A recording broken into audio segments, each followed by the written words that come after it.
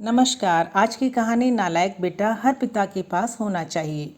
60 साल के रमेश जी ने अपने बड़े बेटे से फ़ोन पर कहा, बेटा हमारा एक्सीडेंट हो गया है। मुझे ज़्यादा चोट नहीं आई, पर तेरी माँ की हालत गंभीर है। कुछ पैसों की ज़रूरत है और तेरी माँ को खून चढ़ाना है।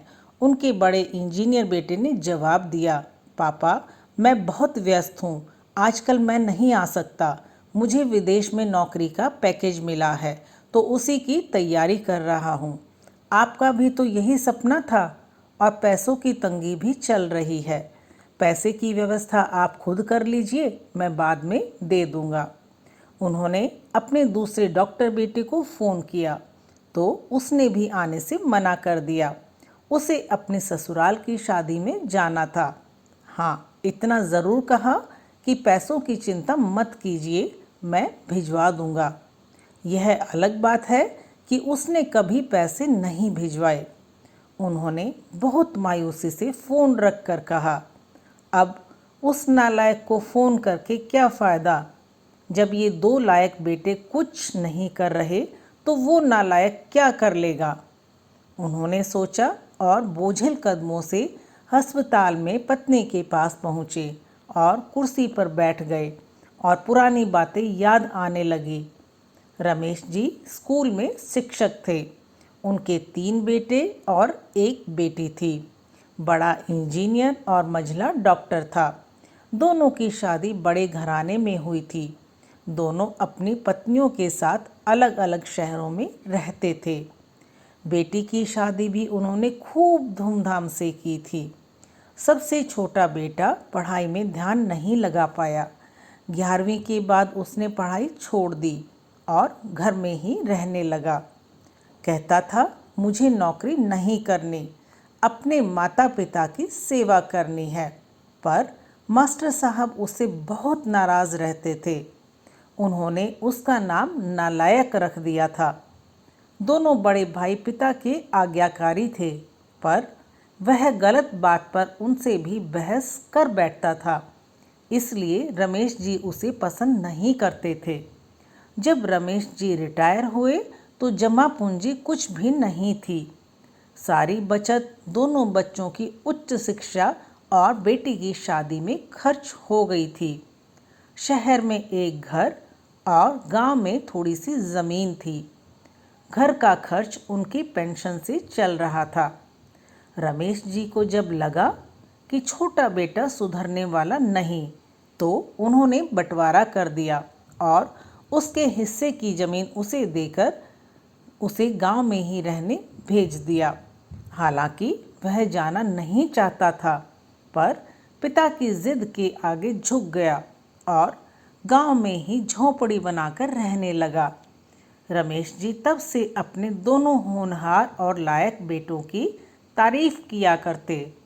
उनका सीना गर्व से चौड़ा हो जाता था, पर उस नालायक का नाम भी नहीं लेते थे। 2 दिन पहले दोनों पति पत्नी का एक्सीडेंट हो गया था। वह अपनी पत्नी के साथ सरकारी अस्पताल में भर्ती थे। डॉक्टर ने उनकी पत्नी को ऑपरेशन करने को कहा था। पापा पापा की आवाज़ सुनी तो देखा सामने वही नालायक खड़ा था। उन्होंने गुस्से से मुंह फेर लिया, पर उसने पापा के पैर छुए और रोते हुए बोला, पापा आपने इस नालायक को क्यों नहीं बताया, पर मैंने भी आप लोगों पर जासूस छोड़ रखे हैं। खबर मिलते ही भागा आया हूँ। पापा के विरोध के बावजूद उसने उनको एक बड़े अस्पताल में भर्ती कराया। माँ का ऑपरेशन कराया, अपना खून दिया, दिन रात उनकी सेवा में लगा रहता और एक दिन वह गायब हो गया। वह उसके बारे में फिर बुरा सोचने लगे थे कि तीसरे दिन वह वापस आ गया। महीने भर में ही माँ एकदम ठीक ठाक हो गई। वह अस्पताल से छुट्टी लेकर उन लोगों को घर ले आया। रमेश जी के पूछने पर बता दिया कि खैराती अस्पताल था, पैसे नहीं लगे हैं।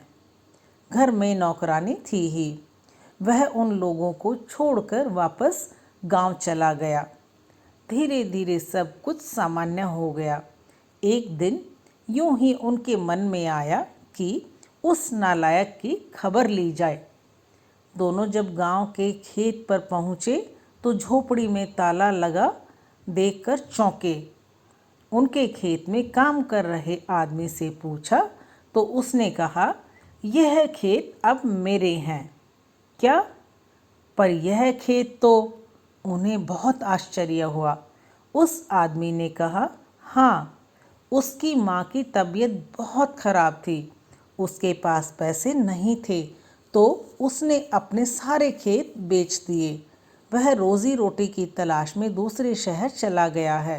बस यह झोंपड़ी उसके पास रह गई है। यह रही उसकी चाबी। वह झोंपड़ी में दाखिल हुए तो बस उस नालायक की याद आ गई। टेबल पर पड़ा लिफाफा खोलकर देखा तो उसमें रखा अस्पताल का 9 लाख का बिल उनको मुंह चिढ़ाने लगा। उन्होंने अपनी पत्नी से कहा, पालकी, तुम्हारा बेटा नालायक तो था ही, झूठा भी है।